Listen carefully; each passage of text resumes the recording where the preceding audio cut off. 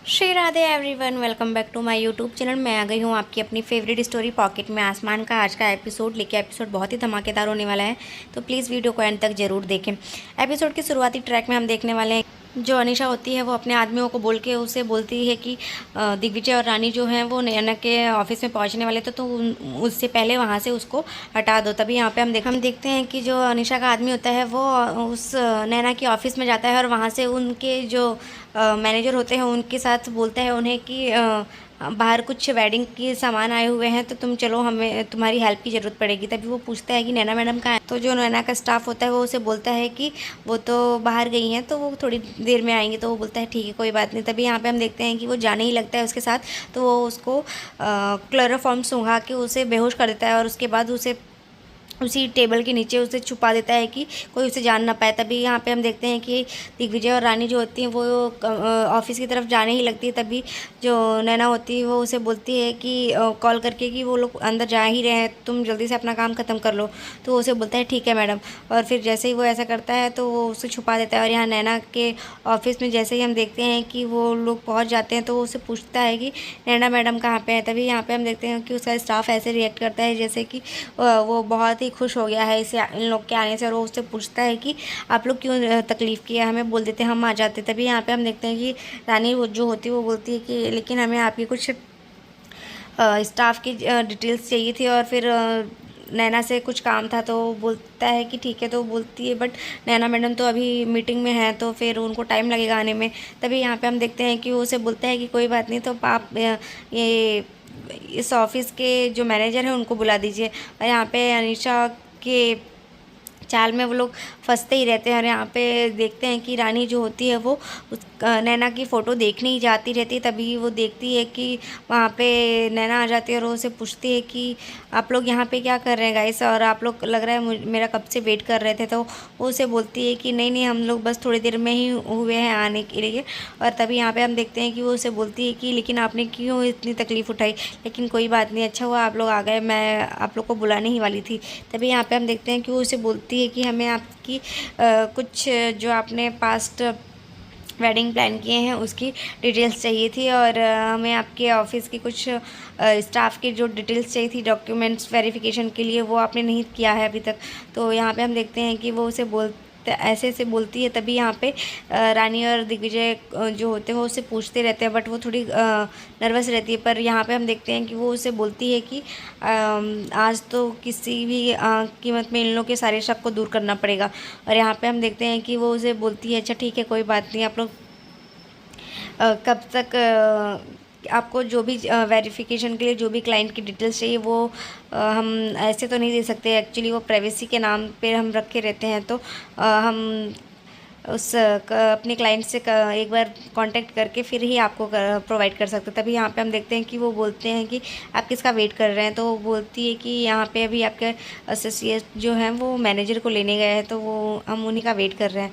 तो भी यहाँ पे हम देखते हैं कि जो उसका एसोसिएट होता है वो एक मैनेजर को लेके आता है, और मैनेजर जो होता है वो उसको देख के हैरान हो जाता है, और वो ऐसे रिएक्ट करता है कि जैसे वो नैना को बहुत समय से जानता है। और वो उसे बताता है कि ये तो बहुत ही अच्छी वेडिंग प्लानर है और आपको कोई दिक्कत नहीं आएगी। और उसको पहले तो कॉन्ग्रेचुलेशन विश करता है कि आप की शादी की आप लोग को बहुत बहुत बधाई हो।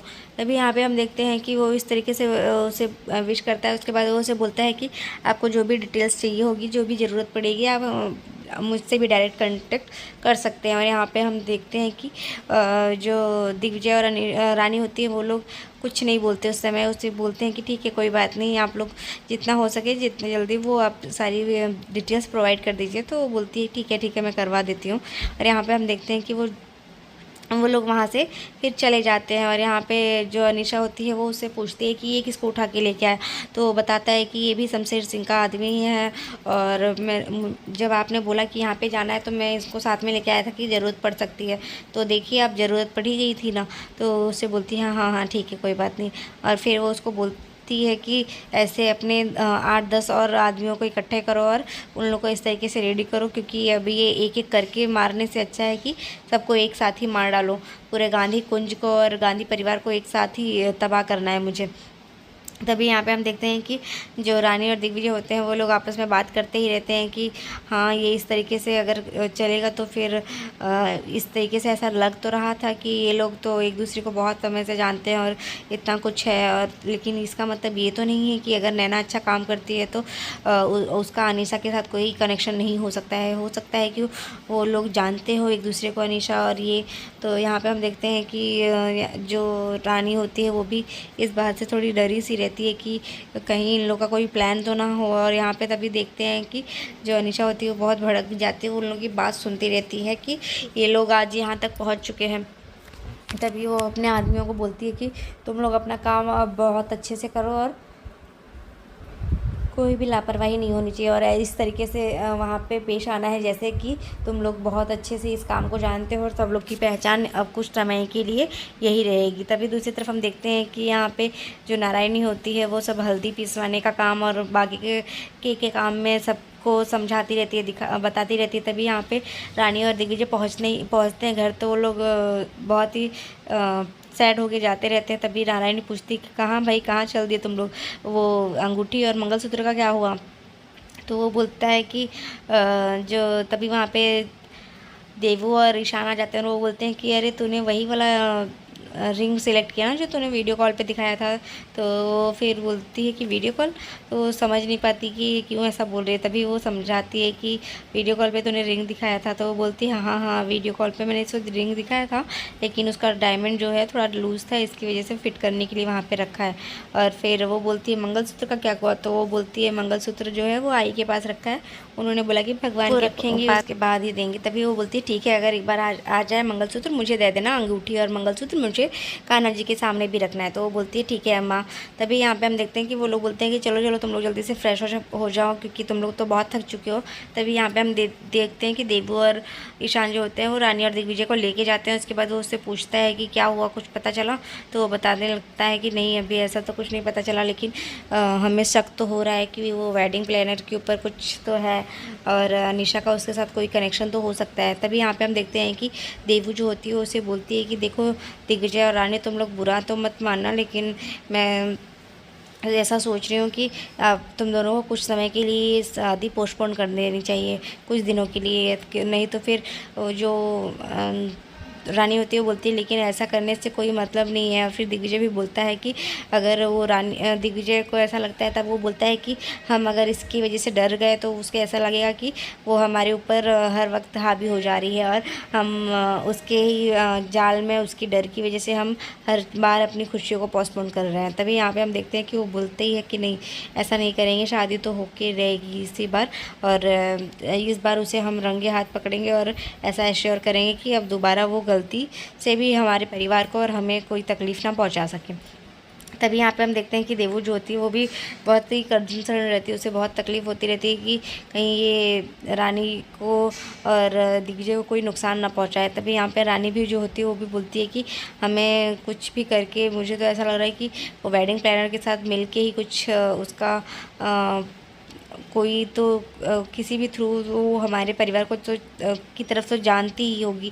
तभी वो बोलती है कि हाँ मैंने गांधी कुंज के बाहर ही उसे देखा था जब वो अपने आदमियों के साथ बात कर रही थी। तभी यहाँ पे हम देखते हैं कि रानी जो होती है वो उसे समझाने की कोशिश करती है कि देख देवू तू इतना टेंशन मत ले, इतना ज़्यादा स्ट्रेस लेगी तो तेरे बच्चे के लिए ठीक नहीं रहेगा। यहाँ दूसरी तरफ हम देखते हैं कि जो नैना होती है वो अपने उन लोगों ने 8-10 गुंडों को हायर करके रखा रहता है, तो वो उसे बताती है कि आप लोग की यही पहचान होगी और आप लोग को ये ऐसे काम करना है कि जैसे आप लोग कोई वेडिंग प्लानर के स्टाफ हो, ना कि एक क्रिमिनल गुंडे हो। तो ये फिर वो बहुत ही अच्छे से उन लोग को समझा देती है और बता देती है। तभी दूसरी तरफ हम देखते हैं कि यहाँ पे जो रानी होती है वो ध्वनि को रेडी करती रहती है और उसे बोलती है कि आप तो कितने प्रिटी लग रहे हो, तो ऐसा लग रहा है कि आपकी भी हल्दी है, मैं तो सोच रही हूँ कि आपके अपने साथ साथ तुम्हारी भी हल्दी करवा देती हूँ। तो बोलती है लेकिन नहीं माता रानी, लेकिन शादी के बाद तो फिर तो शादी करनी पड़ेगी, हल्दी करने के बाद फिर उसके बाद गर्ल को बॉय के घर पे जाना होगा। तो उसे बोलती है कि हाँ वो तो करना पड़ेगा। तो बोलती नहीं मुझे नहीं करनी, मुझे आप लोग के साथ ही रहना है। तो उसे बोलती है कि अच्छा, तो बोलती है हाँ। तब यहाँ पे हम देखते हैं रानी उसे समझाती है, बोलती है अच्छा कोई बात नहीं, तुम्हें कहीं पे नहीं जाने देंगे। तभी यहाँ पे हम देखते हैं कि वो उसे ऐसा जैसे ही समझाती है तो तभी वहाँ पे वो रानी और ध्वनि जो होते हैं बात करते रहते हैं। तभी वहाँ पे देवू आ जाती है और देवू जो होती है वो उसे बोलती है कि रानी तुझे दिग्विजय बुला रहा है बाहर, तो तू जा, मैं ध्वनि को रेडी कर देती हूँ। तब वो उसे बोलती है अच्छा ठीक है, और फिर वो उसको समझाती है कि देखो देवू मासी को बिल्कुल भी परेशान मत करना। हाँ, तो वो बोलती है ठीक है मम्मा, बिल्कुल भी परेशान नहीं करूँगी मैं, और फिर वो वहाँ से चली जाती है। और यहाँ पे देखते हैं कि देवू जो होती है वो बहुत स्माइल करती रहती है, क्योंकि उसे ऐसा लगता है कि अब इन दोनों को सरप्राइज़ मिलने वाला है। रानी को जो दिग्विजय वो सरप्राइज़ देने वाला रहता है। तभी वो उससे पूछती है कि आप हंस क्यों रही हैं, तो बोलती है कि तुम्हारी माता रानी को बहुत बड़ा सरप्राइज़ मिलने वाला है। तभी यहाँ पे हम देखते हैं कि वो उस कमरे में आती है तो वहाँ लाइट ऑफ रहती है, तो वो समझ नहीं पाती, वो सोचती है कि ये लाइट्स ऑफ क्यों है। तभी आज के एपिसोड में बस इतना ही फ्रेंड्स, मिलते हैं नेक्स्ट एपिसोड में, जहां हम देखेंगे कि जो अनीशा है पूरे गुंडों के साथ वहां पहुंच जाती है और यहां पे सब लोगों को वो अवेयर कर देती है कि कोई भी किसी को भी शक नहीं होना चाहिए। तभी वो हर जगह की वीडियो बनाता रहता है, तो रानी को शक हो जाता है कि हमारी घर की वीडियोज़ क्यों ले रहा है। तो आज के एपिसोड में बस इतना ही फ्रेंड्स, मिलते हैं नेक्स्ट एपिसोड में, तब तक के लिए bye bye, take care, Radhe Radhe, अपना बहुत ध्यान रखिएगा।